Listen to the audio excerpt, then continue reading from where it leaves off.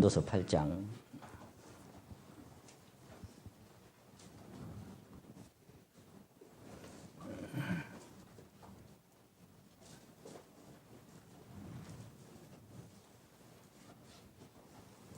11절 말씀만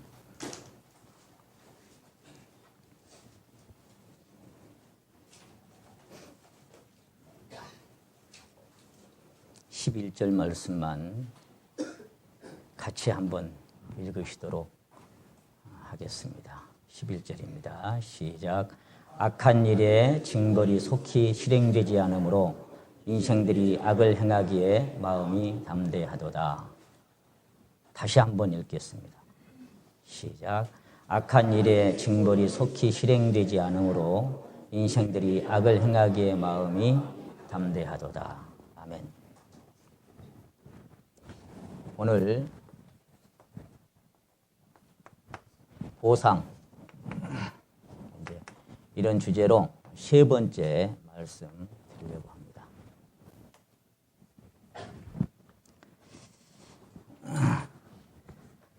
말씀을, 주제를 하나님이 하나 주시면 이것을 이어서 계속 말씀을 계시해 주시기 때문에 이렇게 시리즈로 연속해서 말씀을 전하는 경우가 하다합니다.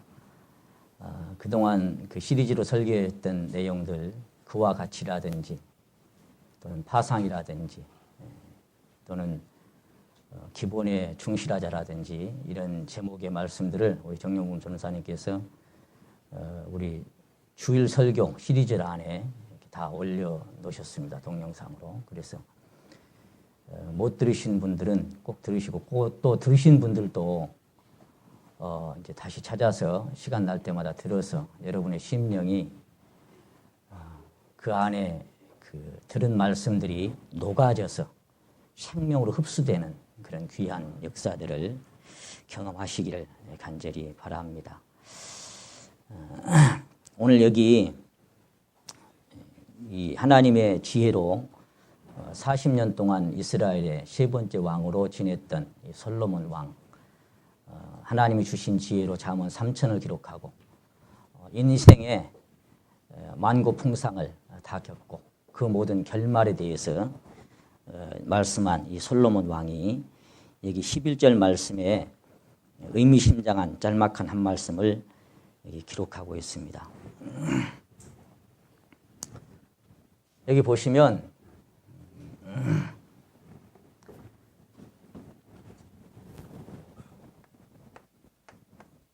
악한 일은 이 범죄하는 건데, 악한 일에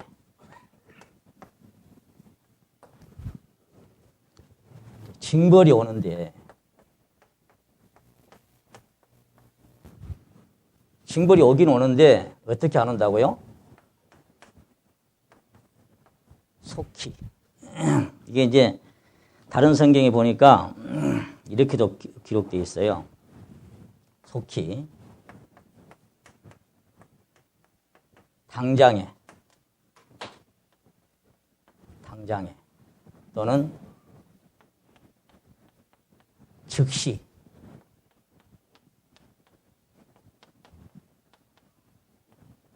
실행되지 않으므로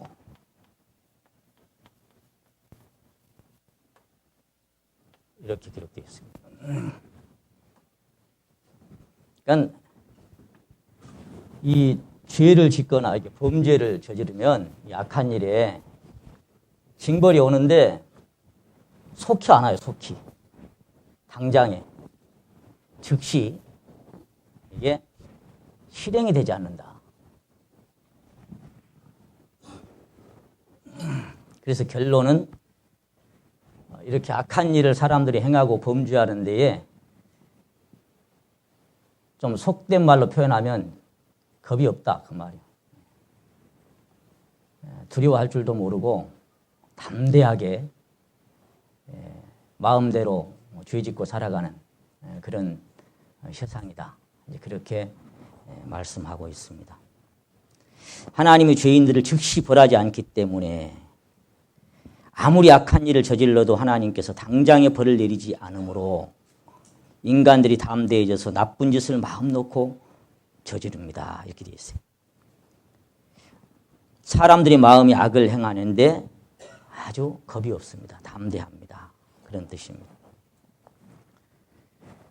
그동안 두 번에 걸쳐서 보상이라는 제목으로 이렇게 말씀을 드렸습니다만, 인간의 모든 행위는 선악간에 반드시 대가를 치르게 된다. 이렇게 말씀을 드렸습니다. 다만 그 시기가 좀 빠르고 늦을 뿐입니다. 반드시 대가를 치르는데, 오늘 우리가 읽었던 본문 말씀처럼 속히 당장에 즉시 나타나지 않을지라도 그건 반드시 대가를 치러야 합니다. 내 인생의 모든 삶의 결과를 결산해야 하는 그날이 우리 모두를 기다리고 있다. 이렇게 말씀을 드렸습니다. 만일 사람이 죄를 범하는 순간 실제로 손발이 잘리거나 눈이 빠지거나 혀가 잘리는 형벌이 실행된다면 이 세상에는 아마 경찰서나 감옥이 필요치 않겠죠. 범죄할 사람이 누가 있겠어요? 견물생심이라 내가 안 볼 것을 봤는데 눈이 빠져버렸어요. 실제로 그런 일이 일어난다면, 내가 어떤 이렇게 손으로 범죄를 했는데 손이 잘려버리거나 안 갈 곳을 가서 발이 잘려버리거나 이런 일들이 실제로 당장에 즉시 나타난다면 아마 세상은 천국이 될 거예요. 근데 그건 물론 마음에 하나님을 사랑하고 경외함으로 그렇게 범죄치 아니하는 것보다는 겁이 나서, 형벌이 겁이 나서 죄를 범치 않겠죠. 그러나 세상은 그렇지 않습니다. 그런 일은 절대로 나타나지 않습니다.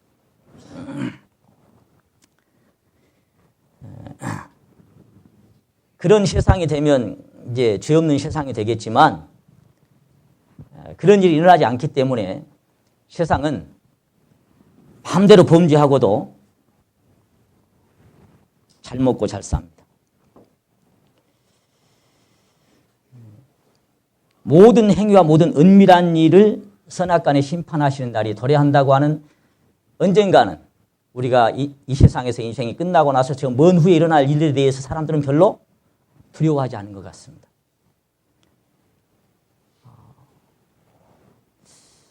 오늘 당장 그런 날이 실행된다고 한다면, 확신한다면 내가 오늘의 삶을 어떻게 살겠습니까?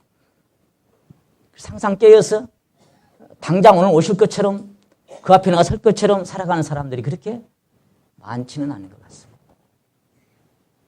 까짓것 나중에 어찌 되든 일단 오늘 내 마음 내키는 대로 살아가는, 주님은 그걸 말리지 않는다 그랬죠.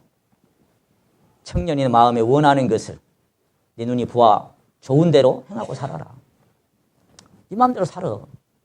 그러나 그 모든 일로 인하여 하나님 너를 심판하실 줄을 알아라. 하나님은 반드시 보상하시고 언젠가는 그 시기가 되면, 때가 되면 믿는 자나 믿지 않는 자나 그분의 심판대 앞에 반드시 선다. 이것을 저와 여러분은 믿고 살아가는 사람들입니다. 여러분 믿지요? 자신 있습니까? 선악간에 행한 대로 갚으신 하나님 앞에 주 오늘에 다시 오신다면 부끄러움 없을까? 자신 있습니까? 잘하였다 주님 칭찬하며 우리 맞아 주실까? 어떤 사람들이 시선이나 평가나 그런 것들 두려워하지 마시고, 누가 뭐라 하든 어떻게 보든 가장 중요한 것은, 제가 지난번에 말씀드렸죠. 여기 녹음되고 있습니다. 나는 압니다. 내가 압니다. 내 삶을 내가 알고 내 양심에 거리끼는 모든 것도 내가 압니다. 그리고 하나님이 보고 계십니다. 우리는 사람 앞에 사는 사람들이 아니라 하나님 앞에서 살아가는 사람들입니다. 사람 앞에서 살아가는 사람들은 환경과 여건과 분위기가 바뀌면 달라집니다. 하나님 앞에서 살아가는 사람들은 어제나 오늘 영원토록 동일합니다. 교회 안에 있을 때나 교회 밖에 있을 때나 내가 어디에 있든 그 삶을 하나님 앞에서 사는 것처럼 거룩한 임재 앞에서 내가 항상 살아 그 빛이 나의 얼굴에 반사케 합소서. 깊은 지성소 안에 들어가서 그분을 배울 때 거기에 무슨 다른 생각이 엄습할 수 있겠습니까? 거기서 무슨 다른 짓을 할 수가 있겠습니까? 거룩한 임재 앞에서 내가 살아가는 사람처럼 그렇게 매사를 살아가고 있는 것인가. 그래서 성경은 몸은 죽여도 영혼은 능히 죽이지 못하는 자들을 두려워하지 말고 오직 몸과 영혼을 능히 지옥에 멸하시는 자를 두려워하라고 말씀하십니다. 이사야 29장에 보시면 한번 찾아보십니다. 이사야 29장.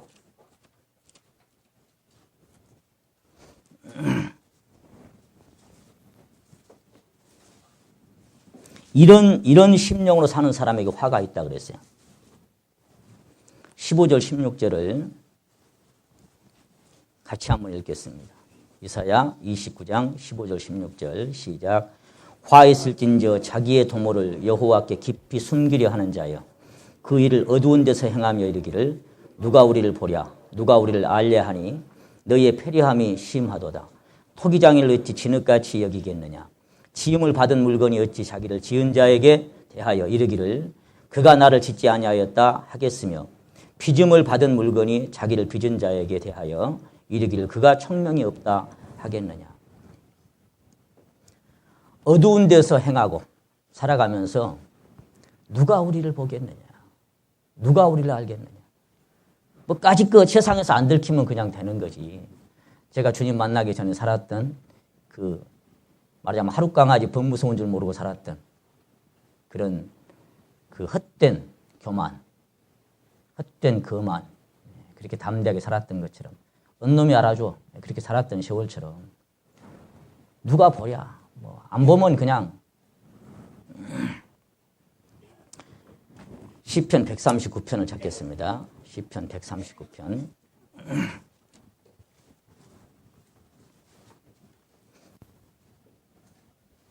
자, 그렇게 살아가는 사람들에게 화가 있는데 다윗은 이런 마음이었습니다.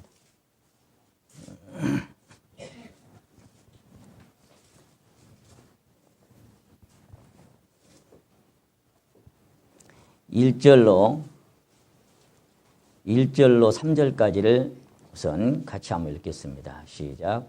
여호와여 주께서 나를 감찰하시고 아셨나이다.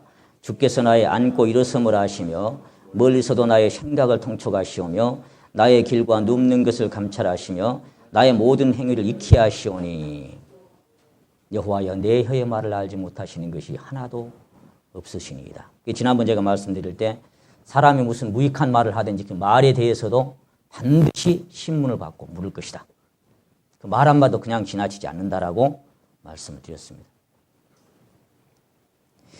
이런 지식이 6절에 보면 너무 기이하고 높아서 하나님이 그 모든 것을 알고 계신다는 그 지식이 내가 미칠 수가 없고 7절에 보시면 내가 주의 신을 떠나 어디로 가며 주의 앞에서 어디로 피하리이까. 자, 도망갈 데가 어디 있는가 보세요. 8절. 내가 하늘에 올라갈지라도 거기 계시며 음부에 내 자리를 펼지라도 거기 계시니이다. 내가 새벽 날개를 치며 바다 끝에 가서 거할지라도 곧 거기서도 주의 손이 나를 인도하시며 주의 오른손이 나를 붙드시리이다. 내가 혹시 말하기를 흑암의 정령 나를 덮고 나를 두른 빛은 밤이 되리라 할지라도 주에게서는 흑암이 숨기지 못하며 밤이 낮과 같이 빛이 나니 주에게는 흑암과 빛이 일반이니이다. 사람이 부끄러운 짓을 할 때 캄캄한 흑암 속에서 저지는 거예요. 그래서 여관은 입구부터 캄캄한 데가 많습니다. 불륜을 저지르는 장소는 빛이 희미합니다. 누가 우리를 보랴? 누가 우리를 알랴? 어두운 데서 행하며.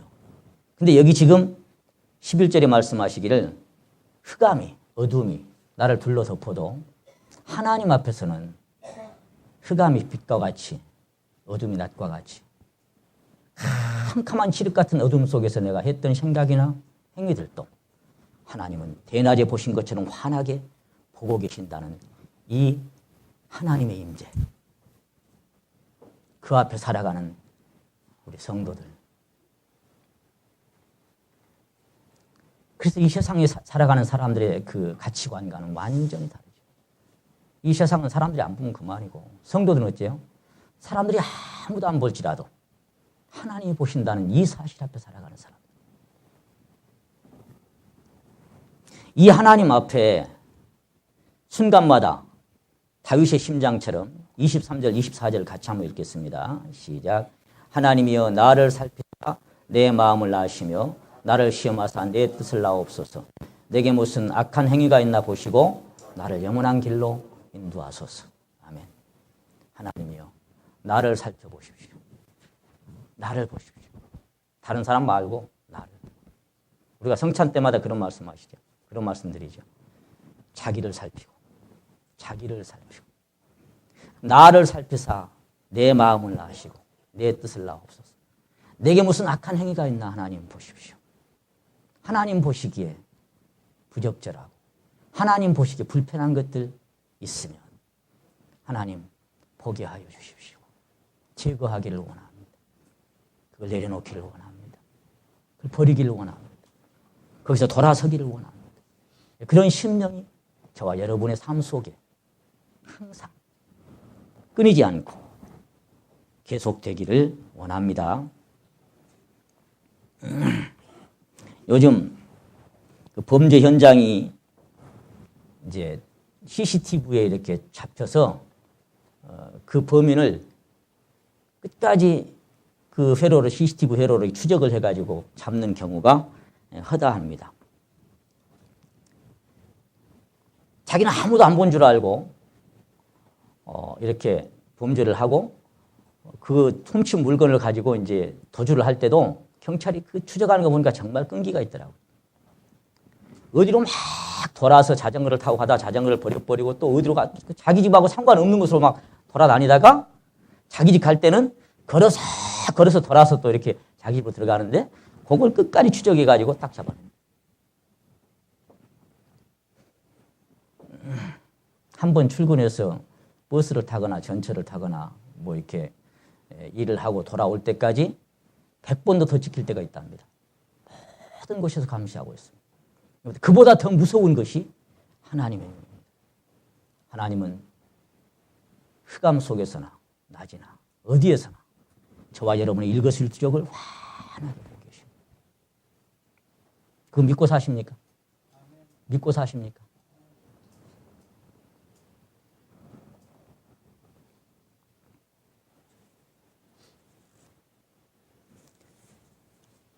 누군가가 나를 환하게 지켜보고 있는 그 앞에서는 결코 함부로 행동할 수가 없습니다. 시편 44편 21절에 보시게 되면 하나님이 이를 더듬어내지 아니하셨으리이까. 한번 따라 하십니다. 대저주는 마음의 비밀을 아시나이다. 여러분 누구에게도 말하고 싶지 않은 거 혹시 있어요? 누구에게도. 마음의 뭐를 알아요? 네. 마음의 비밀을 다 알고 계셔요. 딱 혼자만 알고 있는.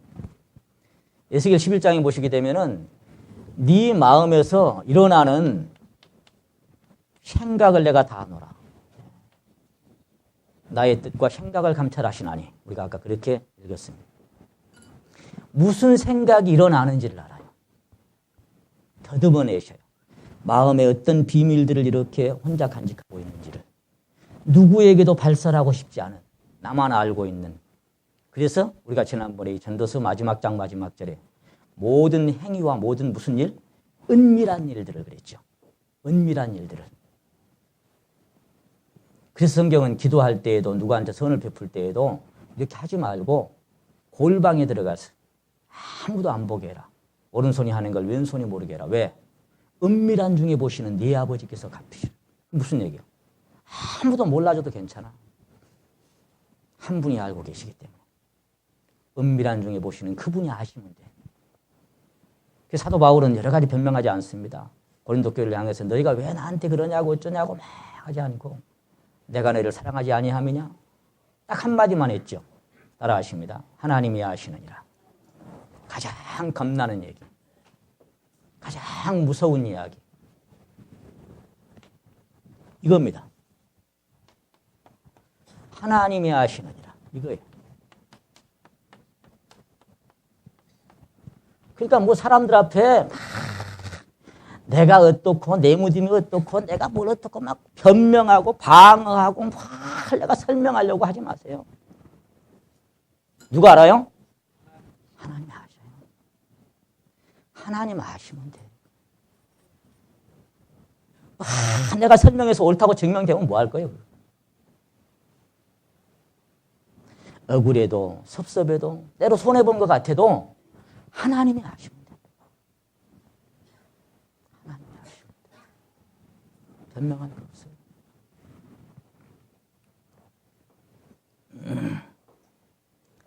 우리가 태어나서 죽는 날까지 하나님의 몰래카메라가 우리의 마음과 양심과 행위까지 낱낱이 촬영하고 있습니다.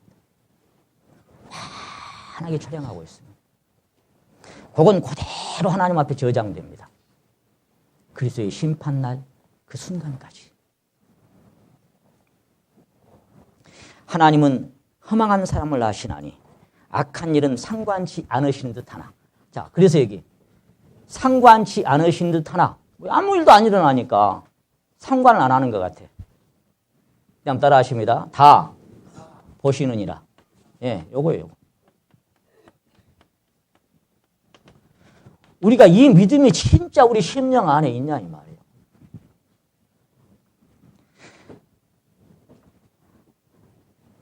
성경에는 항상 그 직장 생활을 하거나 무슨 남의 그 하인으로 있는 사람이나 뭐 모든 성도 하신 말씀입니다만은 눈가림만 하여 사람을 기쁘게 하지 말고 그랬죠. 눈가림만 하여. 사람들 앞에서 눈가림을 하는 거예요. 사람들 보기 그냥 괜찮게 하면 사람이 문제가 아니에요. 하나님 앞에서 사는 사람이 제일 청명한 사람입니다.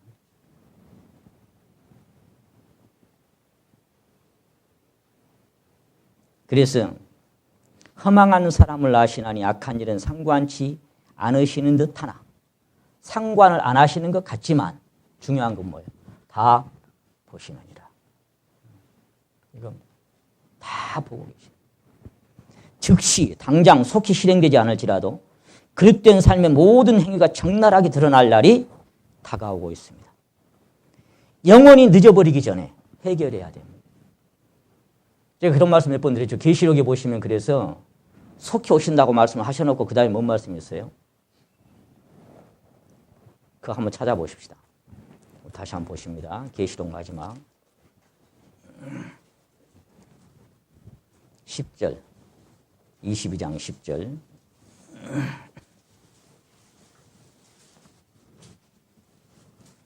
22장 10절 계시록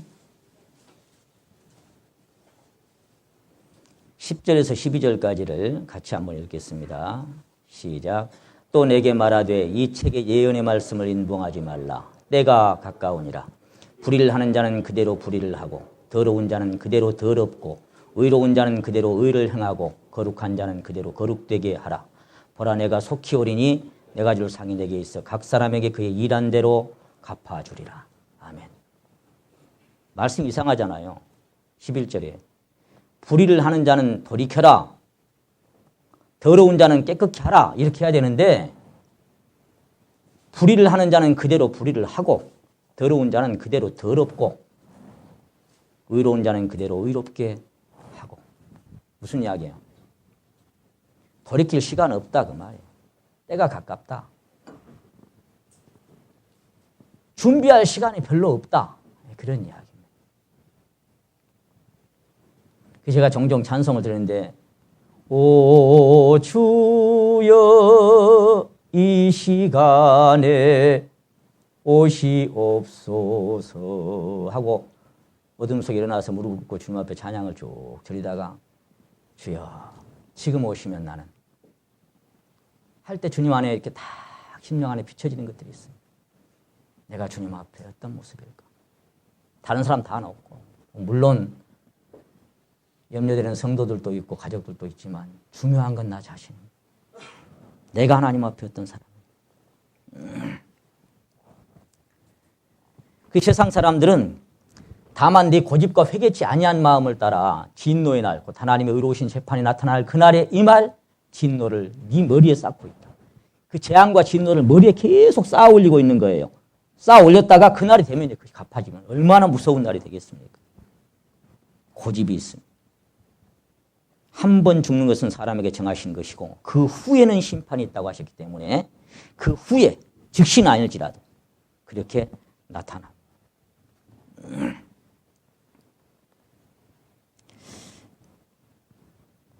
이 세상 사람들은 그래서 로마서 1장 찾아봅니다. 로마서 1장.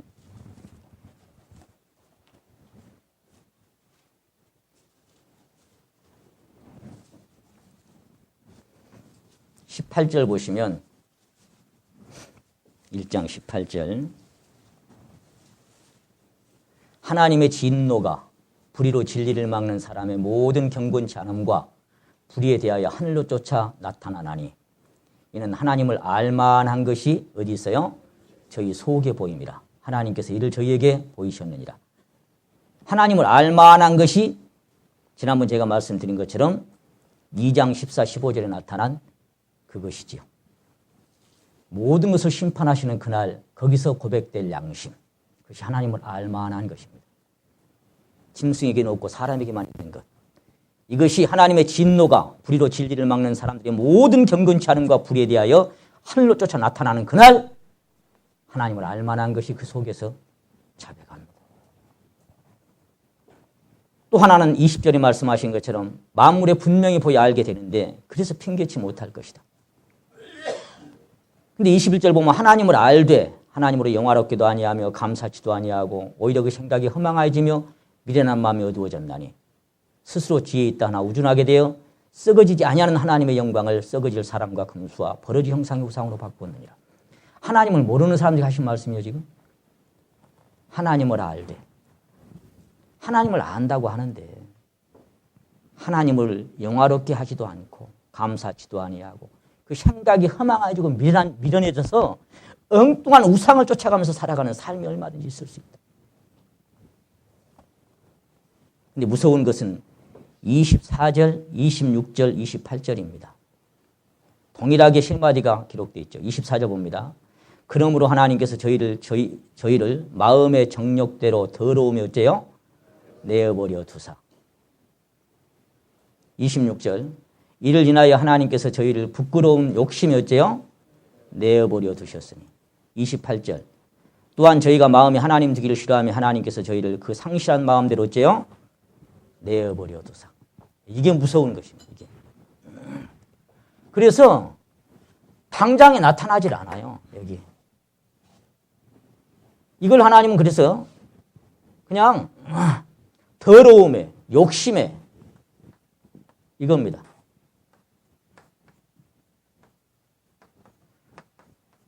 내어버려 두사. 저는 이 말씀 읽을 때 뭐냐면 내어버려 두사. 말려야 될 텐데 합당치 못한 일을 하게 하셨으니 이게 뭐예요? 하게 하셨으니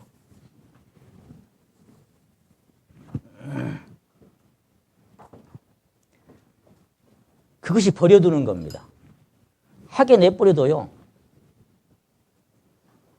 억지로 말리지 않고 그냥 버려두는 겁니다. 이게 그대로 내어버려 두시는 겁니다.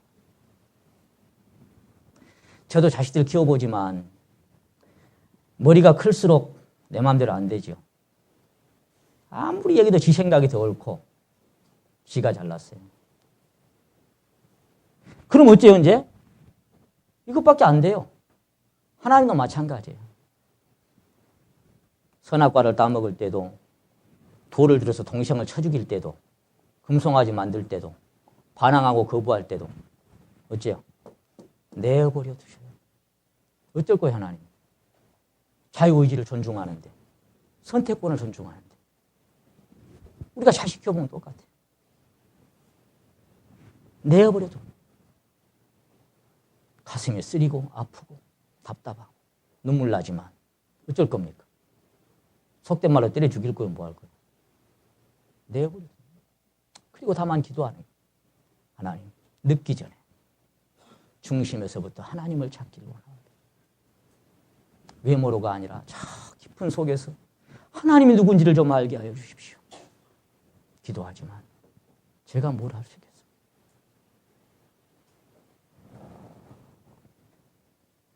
내어버려 두십니다. 그리고 합당치 못한 일을 하게 하셨습니다. 이것이 바로 이런 사람의 삶이 바로 2장 4절 5절에 나타나는 그 진노를 머리 위에 쌓는 삶입니다. 얼마나 무섭고 두려운 삶입니까? 하나님이 내어버려 두신 사람들의 삶.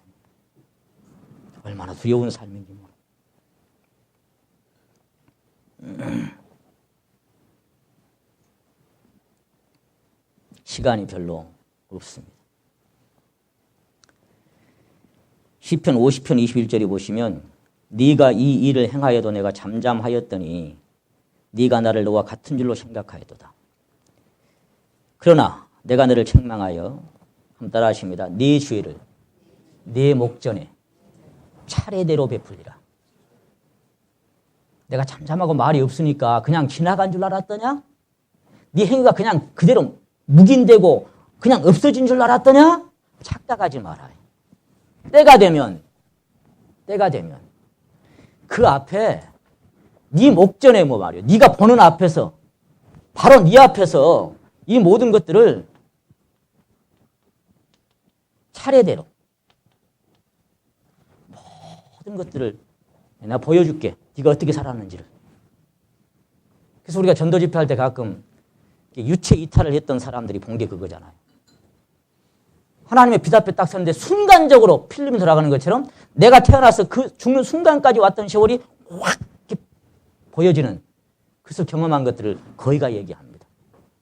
하나님의 시공을 초월하고 우리가 영의 세계에 딱 도달할 때 이 세상에서 내가 살아왔던 세월이 몇 년이든지 간에 한순간 확 비춰집니다. 녹화해놨다가 그대로 틀어주는 것처럼 하나님이 보고 계십니다. 차례대로 네가 보는 앞에 네 목전에서 그대로 내가 보여줄게. 네가 어떻게 살았는지.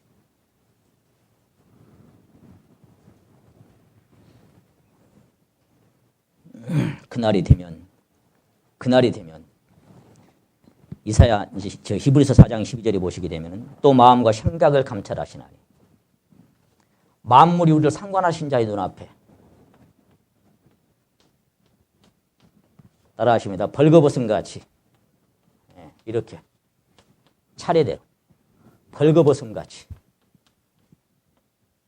드러나느니라. 왜? 그래야 공의의 하나님이신 거예요.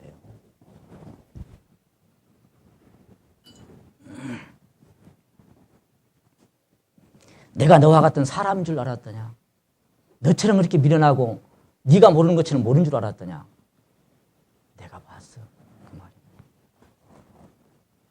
그날이 되면 잠언 1장이 이루어집니다. 찾아보십니다. 잠언 1장 23절 말씀. 23절 말씀. 나의 책망을 듣고 돌이키라. 보라 내가 나의 신을 너희에게 부어주며 나의 말을 너희에게 보이리라. 내가 부를지라도 너희가 어쨌어요? 듣기 싫어하였고 내가 손을 펼지라도 돌아보는 자가 없었고. 아무리 얘기를 해도 듣기 싫어. 돌아보지도 않고 도망갑니다. 빛을 등지고 어둠 속으로. 뿐만 아니라 25절 보시면 나의 모든 교훈을 멸시하며 나의 책망을 받지 아니하였은즉. 징계를 싫어하는 자는 짐승과 같다 그랬죠. 교훈 받기를 싫어하고 권면 받기 싫어하고 책망 받기 싫어하는 인생들이 거만한 사람들입니다. 26절 너희가 재앙을 만날 때에 내가 웃을 것이며 너희에게 두려움이 임할 때에 내가 비웃으리라. 참 하나님 표현하신 거 보면 정말 사랑이 하나님이냐 할 정도로 표현하실 때가 많아요. 이분이 정말 사랑이 하나님일까 하는 정도로. 왜냐? 사랑의 본성이 있지만 공의 하나님이기 때문에 말씀하십니다. 내가 비웃을 것이다. 너희가 막 그때 돼서 이제 하나님 정말 내가 하나님 비웃는데요. 기회가 지나갔죠. 그래서 에스겔 5장에 보시면 그들에게 향한 분이 풀려서 한번 따라 하십니다. 내 마음이 시원하리라. 어떻게 이런 표현을 하셨는가 몰라. 유대민족이 하나님을 계속 거부할 때 하나님 재앙을 내리시는데 그 재앙 당하는 걸 보면은 분이 풀려서 내 마음이 시원할 것이다. 얼마나 한이 맺혔으면 하나님이. 얼마나 가슴에 맺혔으면 내가 속이 시원하겠다. 그래서 얼마나 미련하고 인간이. 27절 너희의 두려움이 광풍같이 임하겠고 너희의 재앙이 폭풍같이 이르겠고 너희에게 근심과 슬픔이 임하리니 그때에 너희가 나를 부르리라. 그래도 내가 대답지 아니하겠고 부지런히 나를 찾으리라. 그래도 나를 만나지 못하리니 대저 너희가 지식을 미워하며 여호와 경외하기를 즐거워하지 아니하며 나의 교훈을 받지 아니하고 나의 모든 책망을 업신여겼습니다. 그러므로 자기 행위의 열매를 먹으며 자기 꾀에 배부르리라. 어리석은 자의 퇴보는 자기를 죽이며 미련한 자의 안일은 자기를 멸망시키려니와 오직 나를 듣는 자는 안연히 살며 재앙의 두려움이 없이 평안하리라. 다른 사람은 아니고 자기를 죽이고 자기를 멸망시키는 거예요. 내가 불러도 그들이 듣지 아니하였은즉 그들이 부를 때 나도 듣지 아니하리라. 그렇게 말씀하셨습니다. 지금은 하나님이 세상 모든 사람을 향하여 또 우리 성도들 향하여 계속 하나님의 깊은 곳에 가까이 하나님과 함께 하기를 계속 부르는데 내가 지라도 돌아보는 자가 없었고 돌아보지도 않고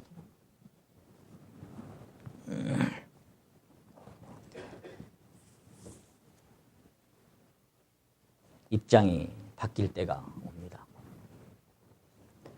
하나님께서 각 사람의 행위대로 갚으시는 보상의 때는 금생일 때도 있고 내생일 때도 있습니다. 여러분 어찌했으면 좋겠습니까? 금생에서 여러분의 삶을 갚아주기를 원하십니까? 내생에서 갚아주기를 원하십니까?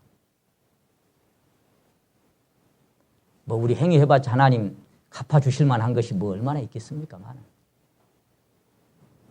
누가 먼저 내게 주고 나로 갚게 하였느냐? 온 천하에 있는 것이 다 내 것입니다. 어차피 하나님 것으로 하나님 앞에 사는데 뭐 얼마나 우리가 할 말이 있겠습니까? 많은.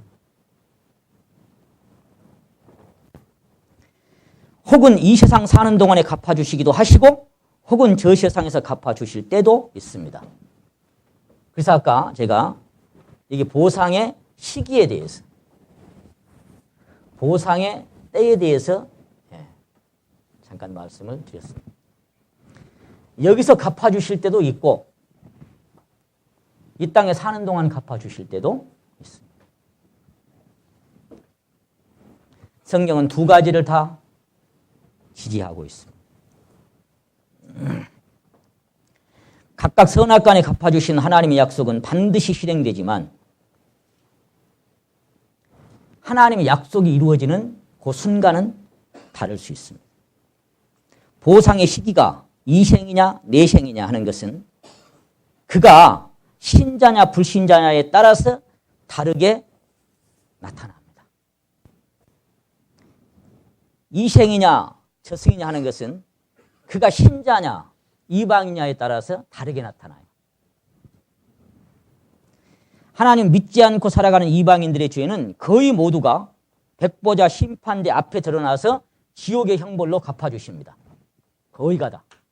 그러므로 이 땅에서는 속히 오지도 않고 당장에 오지도 않고 즉시 실행되지도 않습니다.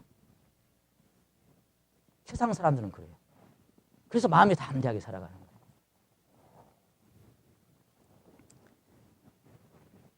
간섭하지 않고 내버려 두시기 때문에 불신자들이 죄를 범하고 잘 먹고 잘 살아가고 만사 형통하는 경우가 허다합니다. 얼마나 잘 나갑니까? 그러나 거듭난 성도의 삶은 이 땅에 사는 동안에도 하나님께서 내 삶 속에 개입하시고 간섭하십니다. 거기 가서가 아니라 이 땅에서도 성도들이 그게 달라요. 그리고 그리스도의 심판대 앞에서 다시 선악간에 갚아주십니다. 이 땅에서도 간섭하시고 거기서도 갚아주시고. 그래서 우리가 좀 불리하죠. 세상 사람하고는. 왜? 우리는 이 땅에서 보상을. 이것이 성도와 이방인과의 다른 점입니다. 그러므로 성도들의 삶 속에 닥치는 모든 일들은 우연이 없습니다. 잘 들으세요. 건강도 질병도 성공도 실패도 가난함이나 부유함도 살고 죽는 것도 크고 작은 시련과 고난까지도 최종 하나님의 손에서 허락된 것이요 그분의 뜻 안에서 이루어지는 것들입니다. 우리에게는 우연이 없습니다. 그것을 왜 주셨는가 하는 거기에 대해서 우리는 해답을 얻지 못할 때도 있지만 어쨌거나 그것은 하나님의 뜻 안에서 그렇게 이루어집니다. 그 찬송을 우리가 드립니다. 헤아릴 수 없을지라도 그분의 뜻 안에 내가 있음을 내가 알고 내가 믿습니다. 그리고 결국은 모든 것을 합력해서 하나님은 선을 나타낼 거라고 하는 요거 믿음 하나 내가 있는 겁니다. 뭘 나타내실지 모르지만 내게 화가 오건 복이 오건 시련이 오건 고통이 오건 간에 결과적으로는 그분의 뜻 안에서 선을 나타낼 것이다. 그걸 합력해서. 그거 내가 하나 믿고 그냥 오늘을 그냥 잠잠히 살아가는 거예요. I don't know about tomorrow. I just live from day to day. 요즘 제가 그 영어 찬송 배우느라고 참 재미가 있어요. 내일 일은 난 몰라요. 나는 그냥 하루하루를 살아요. 그 찬송 마지막 후렴에 보시게 되면은 내일에 대한 자세한 건 나는 알 수가 없지만 내가 하나 압니다 그랬어요.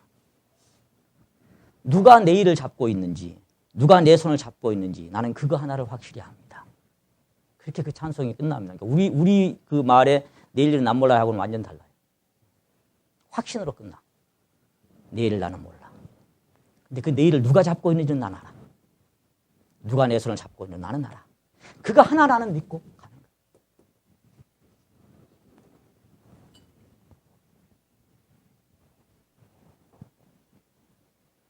내 삶 속에 개입하셔서 간섭하십니다.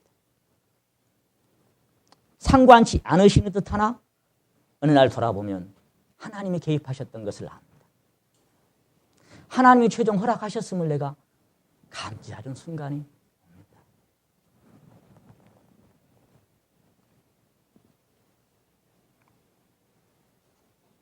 다시 말씀드리지만 건강도 질병도 성공도 실패도 가난함이나 부유함이나 살고 죽는 것도 크고 작은 시련과 고난도 최종적으로는 하나님께서 허락하셔야 합니다.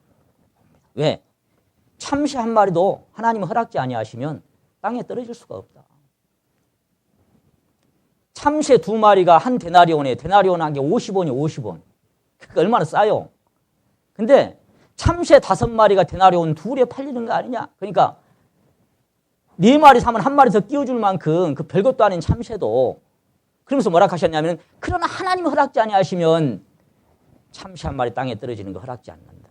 너희는 머리털까지 다 하셨다.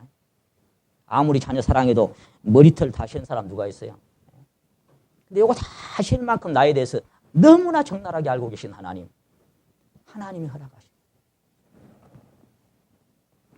그러므로 성경은 범사에 하나님을 인정하라고 말씀하셨습니다. 하나님 허락 없으면 불가능합니다. 이 전도서 보시면 전도서 7장 한번 보십니다.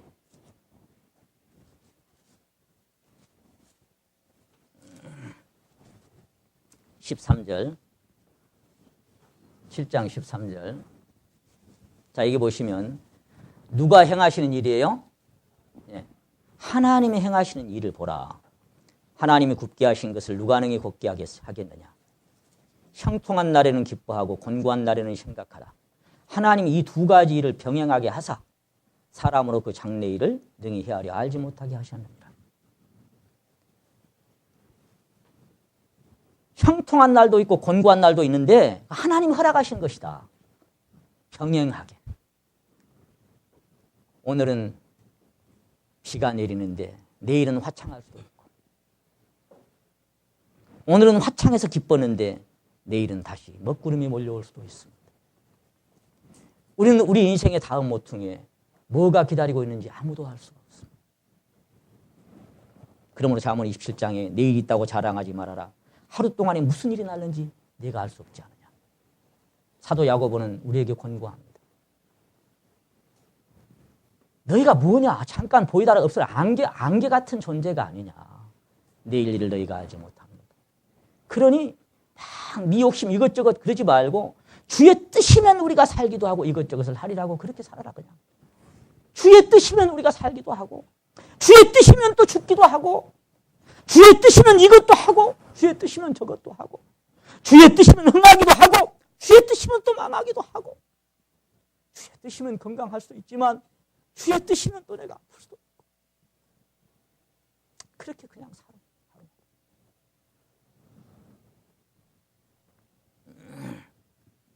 그래서 우리는 그냥 하루하루를 살아갑니다.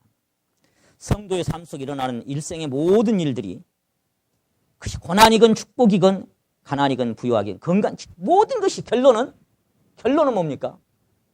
하나님의 뜻인데 그것도 중요한 것은 뭐냐면 하나님 왜 줘요? 왜? 결론은 이거예요. 사랑하시기 때문에. 우리 여기 이제 구원받은 지 얼마 안 되신 분들도 오셨는데 하나님은 자기 자녀를 다 징계하십니다. 징계는 따라하십니다. 다 받는 것이거늘. 나는 징계를 안 받아도 될 만큼 나는 그런 삶을 산다. 그런 사람이 있어요? 하나님 말씀 찢어내버려야지. 징계는 다 받는 것이거늘. 왜 그래요? 자녀가 한 번도 부모에게 꾸중 안 듣고 부모 속 한 번도 안 섞이고 살아가는 자녀. 글쎄요. 그래서 성경은 징계는 다 받는 것이고 너희 다 그렇고 그런 인생들이야 뭐. 다 내 속썩이고 살아. 없으면 사생자여 참 아들이 아니니라. 만일에 없다면 구원받은 사람이 아닐 수도 있다. 그러니 징계가 있을 때 내가 하나님의 자녀인 것을 증거하는 삶이다. 그런데 중요한 것은 뭐예요? 하나님은 그 받으신 아들마다 책짓기라 하시고 자 따라하십니다. 사랑하는 자를 징계하시나니. 결론은 그거예요. 어떤 것이든지 간에 형통이건 아니면 곤란합이건 간에 사랑하시기 때문에 주시는 거예요. 결론은 그거예요. 아니 부모가 자식을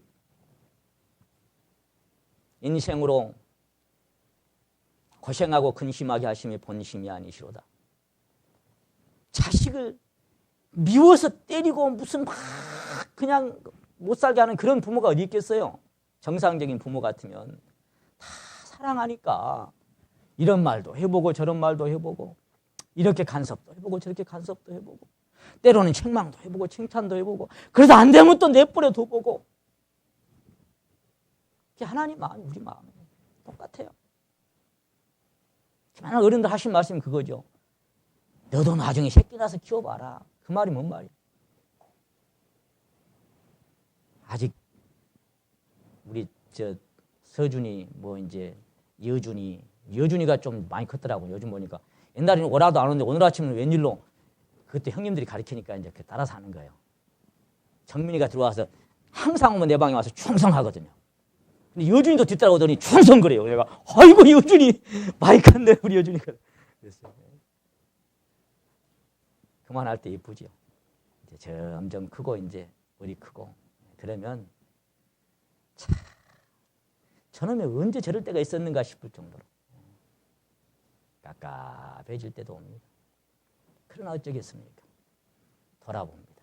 나는 구원받은 지 1년이 지나고 2년이 지나고 3년이 지나고 10년, 20년, 30년 37년의 세월이 지나가는데 나는 시간이 더할수록 하나님 앞에 꼴통으로 사는 인생인가 시간이 지날수록 하나님을 정말 내가 기쁘게 하고 살아가는 인생인가 가만히 돌아봅니다. 자식들을 보면서 나는 하나님 앞에 어떤 자식인가를 돌아보게 됩니다. 여러분 하나님 앞에 어떤 자식들입니까? 내 자식이 불순종하고 빗나가다가 하나님을 경외하는 마음으로 조금 돌이켜서 올바른 사고로 이렇게 돌이켰을 때 부모 마음은 얼마나 기쁩니까? 기대가 됩니까? 얼마 전에 광주였던 자매님이 저한테 메시지를 보냈어요. 목사님, 함께 기뻐해 주셔요. 기도해서 감사합니다. 우리 머시기가 요즘 하나님을 발견하고 혼자서 있을 때도 다 테레비, 핸드폰 다 끊고 성경을 읽는 것이 그렇게 좋대요. 그리고는요, 이제가 중학생이거든요. 그 딸아이가, 내가 알아요. 요즘은요, 다 하나님 앞에 하나님 보고 있는 것처럼 자기가 두렵대요. 하나님 앞에 살아요. 내가 할렐루야, 우리 머시기 마음을 하나님이 잡아주셨군요. 두 분의 기도 덕분입니다. 그러면서 제가 기쁘게 답을 보냈어요. 조금 돌이켜서 바로 가는가 싶으면 얼마나 기쁩니까? 하나님 마음이 그래요. 보고 계시다가 조금 돌이키면 하나님 그렇게 기뻐하십니다. 버려야 할 것을 버리고 돌아섰을 때 하나님은 그거보다 비교할 수 없을 만큼 영적인 신령한 아주 고귀한 것들로 갚아주시려고 기다리시는데 그거 못 버려. 그래서 지난번에 우리 박준수 형제님 설교하실 때 그랬죠. 원리를 알면 원리. 인생에 왜 고통이 오고 고난이 오는지 그 원리만 안다면 우리는 그 원리를 배우고 살아가는 사람들.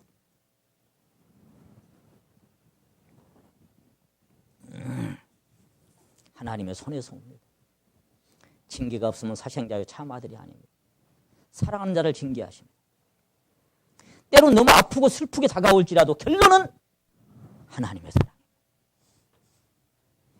징계 중에는 이 땅에서 먼저 취해 가시는 경우도 있고 질병이나 실패나 사고가 있을 수도 있고 이방인하고 확연히 다른 것이죠. 고린도전서 11장 우리가 성찬 때 자주 찾는 말씀 고린도전서 11장 이게 세상하고 왜 달라야 되냐. 11장 28절부터 다시 한번 보십니다.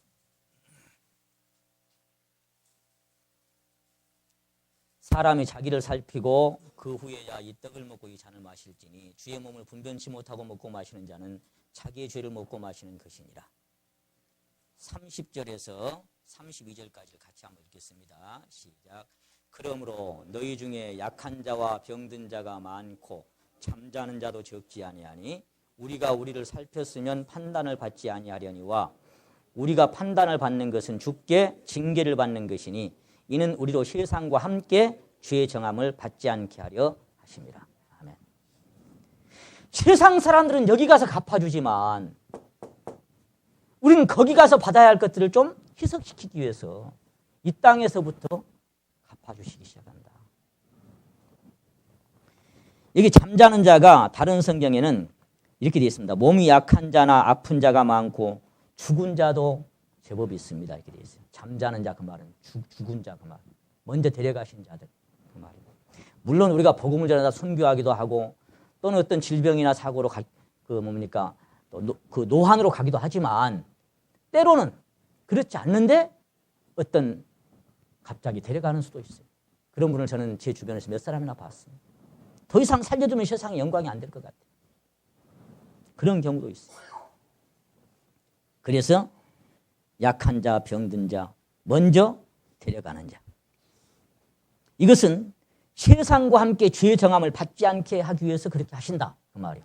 세상과 똑같은 심판을 내리지 않기 위해서 이 땅에서 간섭하신다. 이 말이 다른 성경에는 세상과 함께 정죄를 받지 않게 하기 위해서 세상과 함께 심판을 내리지 않게 하기 위해서 세상과 함께 단죄를 세상과 함께 유죄를 선언하지 않기 위해서 이 땅에서 간섭하신다. 이렇게 되어 있어요. 그러므로 하나님께서 혹 징계로 먼저 세상에서 취하여 가실지라도 절대로 지옥 가는 것은 아닙니다. 이것이 세상과 완전히 다른 것이고 그 고린도전서 찾았으니까 5장 봅니다. 5장 고린도전서 5장 여기 고린도 교회에 1절에 보시면 심지어 음행이 있다 하는데 이제 물론 서모였겠습니다마는 그 아버지 아내를 간음하는 그런 엄청난 범죄가 있었죠. 이런 사람들을 두고도 교회는 통한이 여기지 않았는데 책망하면서 결국 이런 자를 사단에게 내어줍니다. 5절을 같이 한번 읽겠습니다. 시작. 이런 자를 사단에게 내어주었으니 이는 육신은 멸하고 영은 주 예수의 날에 구원 얻게 하려 합니다. 이 세상에서 하나님의 징계를 내리지만 영은 주님 재림하시는 그날 주님 앞에 갑니다. 그러므로 한번 거듭난 성도는 어떤 일이 있어도 지옥은 안 갑니다.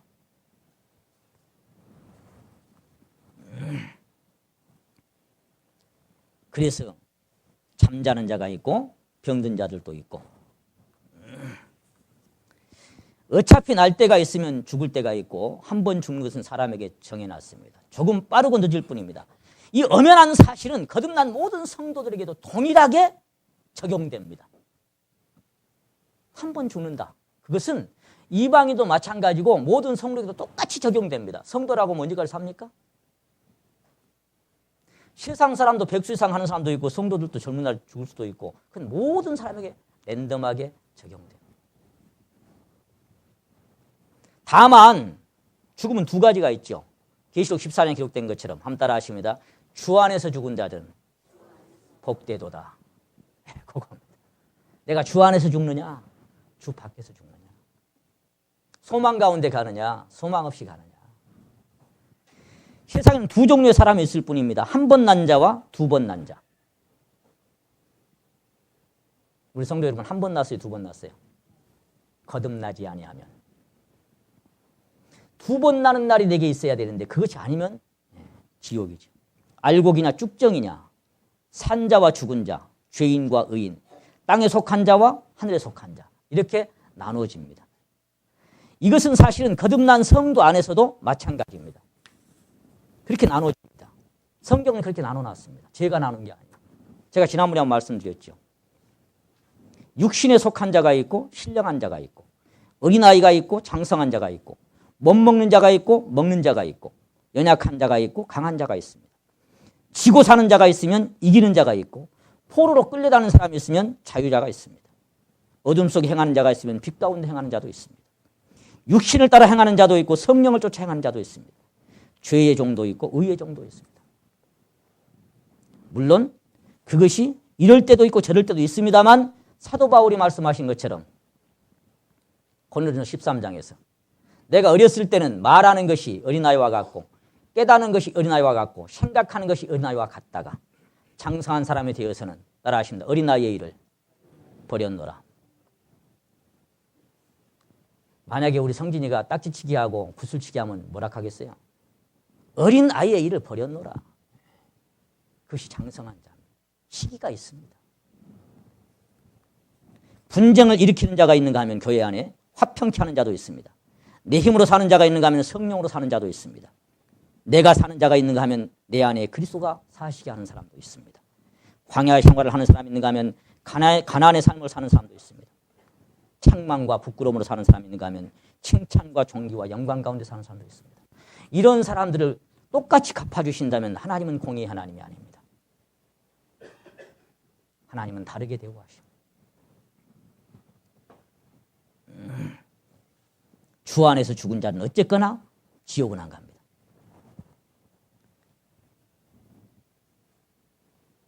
잠언 11장 7절의 사람이 하나 있고 잠언 14장 32절의 사람이 있어요. 잠언 11장 7절에 있는 사람은 어떤 사람이냐? 한번 따라 하십니다. 악인은 죽을 때 소망이 끊어지나니. 지난번에 박준 장로가 말씀하셨죠.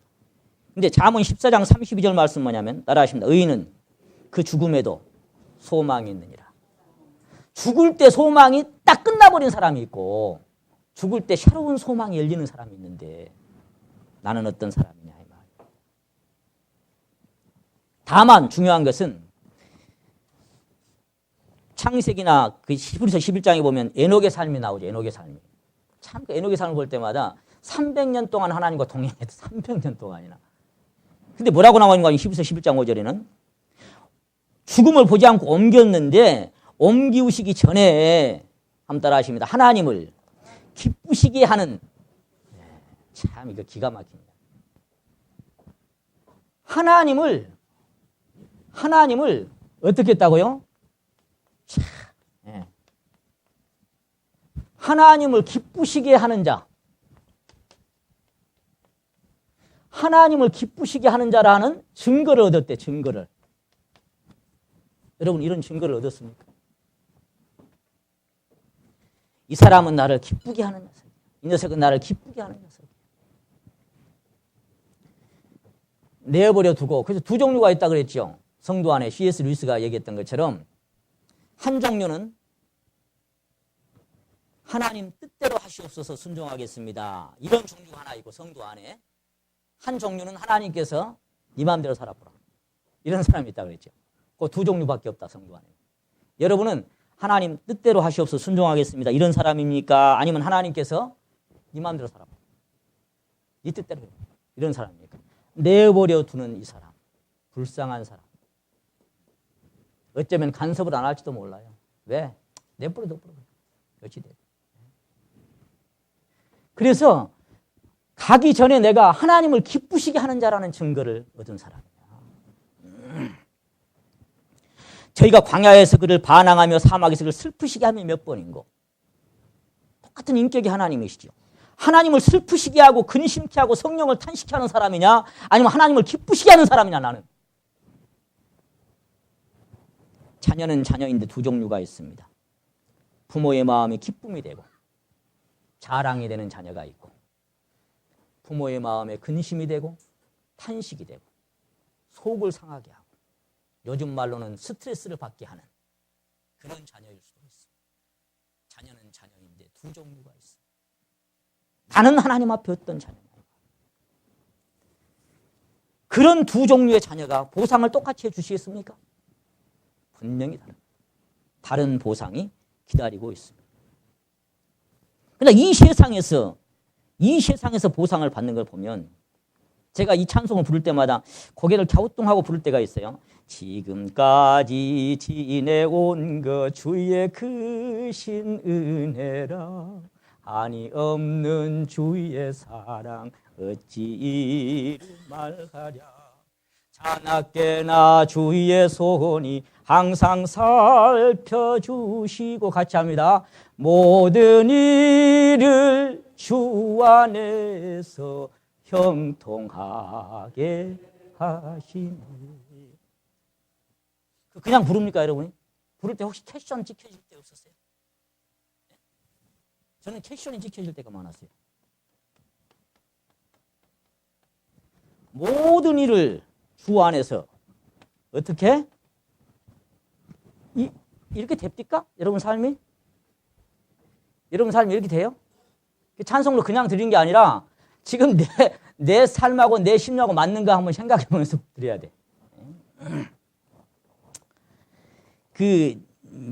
몇 장이더라?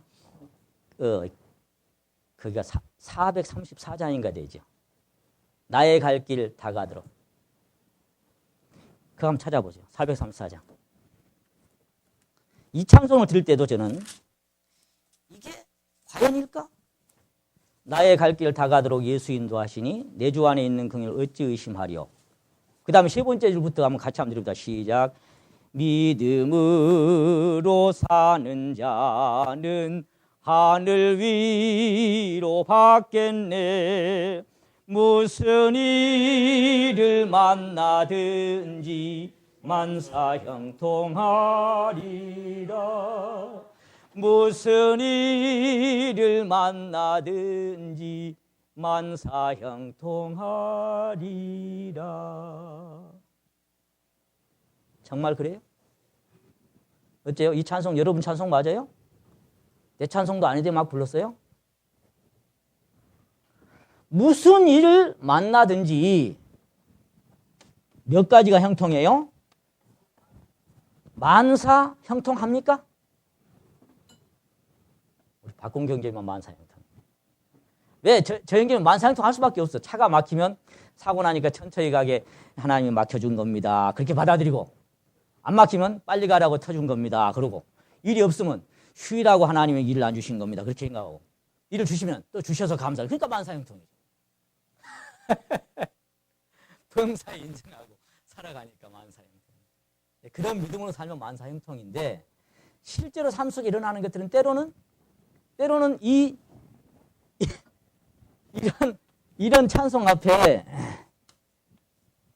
제가 하도 좋아가지고 이사야 41장 11절만 그 영어로 암송해요. So do not fear, I am with you. 두려워 말라, 내가 너와 함께합니다. 놀라지 말라, 나는 네 하나님이 됩니다. 내가 너를 굳세게 하리라. 참으로 너를 도와주리라. 나의 의로운 오른손으로 너를 붙들어 주리라. 막 그럼 만사 형통할 수밖에 없지. 하나님이 도와준다는데 대통령도 아니고 만사 형통 되잖아요. 근데 그렇게 되더냐 말이에요.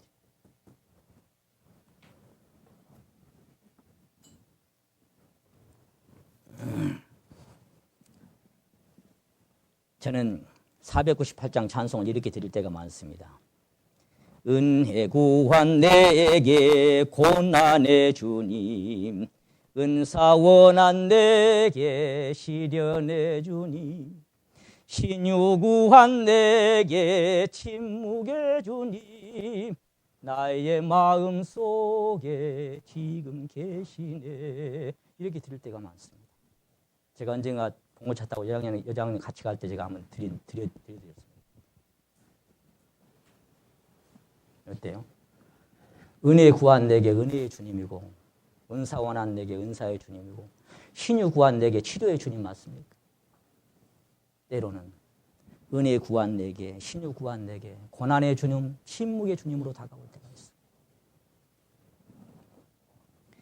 때로 하나님께서 이 땅에서 각각에게 보상해 주시는 삶의 결말이 우리가 바라고 원하는, 기대하는 것과 전혀 다른 모습으로 나타날 때가 있다, 그 말이에요. 지금 결론은. 때로는 어찌하여라고 수많은 패션을 가슴에 품고 엎드려서 쓰리고 찢어진 마음으로 눈물 흘릴 때도 있더라, 그 말이에요. 우리 삶이. 그럼 보상이 과연 뭐냐 이 말이에요. 보상이. 내 삶이 그렇게 살았던가? 하나님, 내가 그렇게 밉습니까? 그렇게 물을 때가 있어요. 하나님, 내가 그렇게 미워 죽겠습니까? 내게 왜 이러십니까? 그럴 때가 있더란 말이죠. 이런 게 해답으로 하나님이 계시하시고 풀어주지 않으면 우리는 하나님께 감사할 수 없어요. 하나님을 다시는 사랑하지 못할 수도 있어요. 근데 하나님은 계시해 주시고 풀어주시고 보여주시고.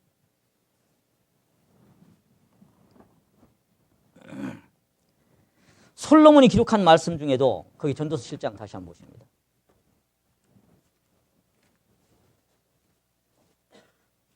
전도서 7장.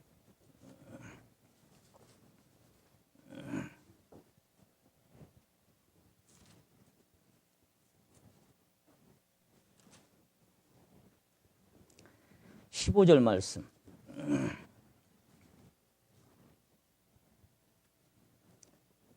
17절까지 같이 한번 15절부터 17절까지 같이 한번 읽겠습니다. 시작. 내가 이 헛된 날에 이 모든 일을 본즉 자기의 의로운 중에서 멸망하는 의인이 있고 자기의 악행 중에서 장수하는 악인이 있으니 지나치게 의인이 되지 말며 지나치게 지혜자도 되지 말라. 어찌하여 스스로 패망하겠느냐. 지나치게 악인이 되지 말며 우매자도 되지 말라. 어찌하여 기한 전에 죽으려느냐. 아니, 오래 살려면 의롭게 살아라 그렇게 해야 될 텐데, 야, 너무 의롭게 하지 마, 빨리 죽으려 그래? 이렇게 얘기하고 있어요. 이 말씀 이해 가셔요? 패션이 딱 찍혀. 참 희한한 일이 있더라. 뭐가 희한하냐. 내가 보니까 의로운 중에서 멸망하는 의인도 있고 자기 악행 중에서 장수하는 악인도 있더라. 참 묘하단 말이야. 지금 솔로몬이가 이렇게 얘기하고 있는 거야. 이게 보상이 나타나는 게 그래서 고개를 갸우뚱하고 볼 수 있는 사람들이 우리 주변에 많이 있다 이 말이에요. 8장으로 넘어갑니다. 전도서 8장. 그 뒤에 14절 말씀. 8장 14절 말씀 같이 한번 읽겠습니다. 시작. 세상에 행하는 헛된 일이 있나니 곧 악인의 행위대로 받는 의인도 있고 의인의 행위대로 받는 악인도 있는 것이라. 내가 이르노니 이것도 헛되도다. 의인의 행위대로 살았으면 의로운 것으로 갚아주셔야지. 이게 공의 하나님입니까? 이게 공정한 하나님 맞습니까? 악인의 행위대로 살면 악한 것으로 갚아줘야 되는데 왜 악인의 행위대로 받는 의인도 있고. 다시 한번 보세요. 거기 악인의 행위대로 받는 의인도 있고. 그러니까 의인인데 악한 사람에게 줘야 하는 고통을 받는 사람도 있고, 악인인데 선인에게 줘야 하는, 의로운 사람에게 줘야 하는 그 결론으로 받는 그런 악인도 있더라. 참 헛되네, 허망하네. 이 말이야. 왜 이런 일이 날까 그 말이에요. 그러므로 우리는 함부로 성도들을 판단할 수 없고, 누구도 주님 오실 때까지 그날이 되면 얼굴과 얼굴을 대하는 것처럼 환하게 드러나겠죠. 지금은 안개에 쌓여 있습니다. 우린 잘 모릅니다. 어떤 성도가 어떤 일을 당하든지 간에 우리는 기도할 뿐이지 함부로 평가하면 안 돼요. 왜? 이렇게 나타날 수 있기 때문에. 어떤 성도가 만사형통하고 자녀도 잘 되고 모든 게 잘 된다고 합시다. 사업도 번성하고 막 성공 주구장창 그냥 계속해서 번영 형통 한다고 합시다. 야, 참 하나님 위해서 열심히 사니까 그렇게 됐더라. 그렇게 얘기할 수 있습니까 우리가?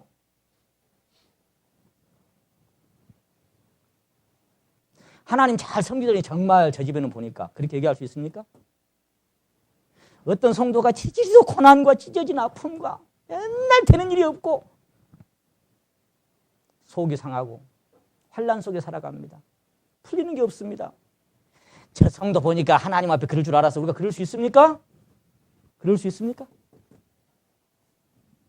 우리는 함부로 말할 수 없어요.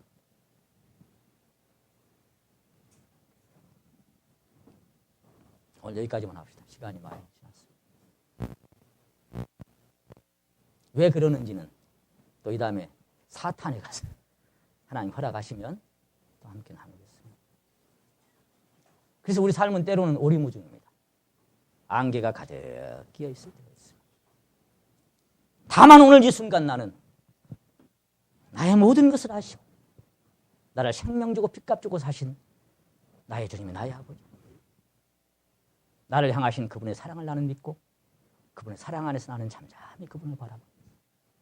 우리 사랑하는 성도 여러분, 그래서 하루하루 하나님이 허락하시는 삶이 어떤 모습이든지 이 땅에서 안 오면 거기 가서 반드시 보상이든지 책망이든지 갚아주신다는 사실 항상 인식하고 사람 앞에서가 아니라 하나님 앞에서 일거수일투족 살아가시기를 소망합니다. 기도드립시다.